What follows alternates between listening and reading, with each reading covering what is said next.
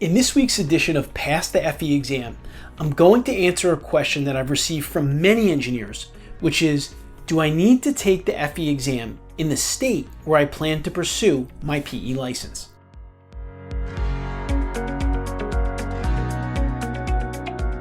The FE exam, or Fundamentals of Engineering exam, is the first step to getting your professional engineering license. And through the videos on this channel, including this one, you will learn not only how to properly prepare for the exam, but how to ensure that you pass the FE exam. Before I answer today's question, please don't forget to subscribe to my channel here, as my weekly videos will help you pass the FE exam. And if you leave a specific question in the comments, I will answer it on a future video. Do you need to take the FE exam in the state where you plan to pursue your PE license? The answer to this question is no, but it does come with a few warnings. The EIT certification is the same throughout the United States, so you can go ahead and take the FE exam wherever it is convenient for you. The FE is a national exam administered by the NCEES, so the test will be the same wherever you take it. And unlike the PE exam, state boards don't mandate where you physically have to take the exam, as long as NCEES certifies that you've passed. That being said, if you've passed the FE exam and you know you'll be working in Texas, for example, you'll probably want to apply to be certified as an EIT by the Texas Board of Professional Engineers. But this specific process is one that you should confirm depending on the state you'll be working in. Just to be clear, you can take the FE exam in any state, but some states do require that you register as an EIT if you plan to work in that state once you pass the exam, regardless of where you pass it.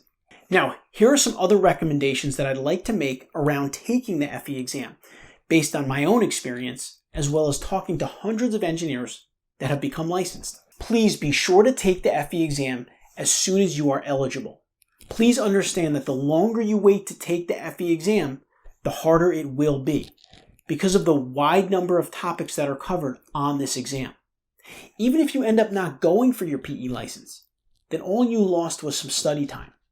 However, if you do end up pursuing your PE license, then you will be very grateful that you already have the FE exam under your belt, because studying for this exam, once you are a working engineer, is extremely difficult to do. I would also recommend that you apply for the EIT in the state you plan to take it as soon as you know you are going to take it.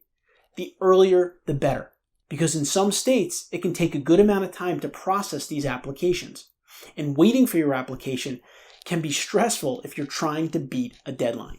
Lastly, once you pass the FE exam, yes, that's right, I'm confident you can pass it, please find out from the state how you can prove that you've passed. This is important. Trust me, because I made this mistake. You need to know what to do if you lose that proof of certificate. For example, I took the FE exam in Pennsylvania.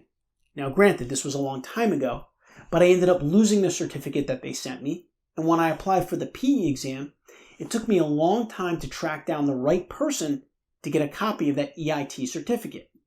Of course, today, all this is done online, but please just make sure you know where to get the information that you need.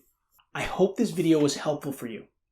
Pass the FE exam will publish videos weekly here, so please be sure to click the subscribe button, as you'll get expert tips and tricks every week to ensure your exam success. And these are tips that you can't get anywhere else. And believe me, you won't want to miss a single video. And please, I encourage you to ask questions in the comments. I will read them and respond to them in future videos. Maybe you have a specific topic you'd like me to cover, or you want a specific question answered. Pass the FE exam will have you covered. I'll see you next week.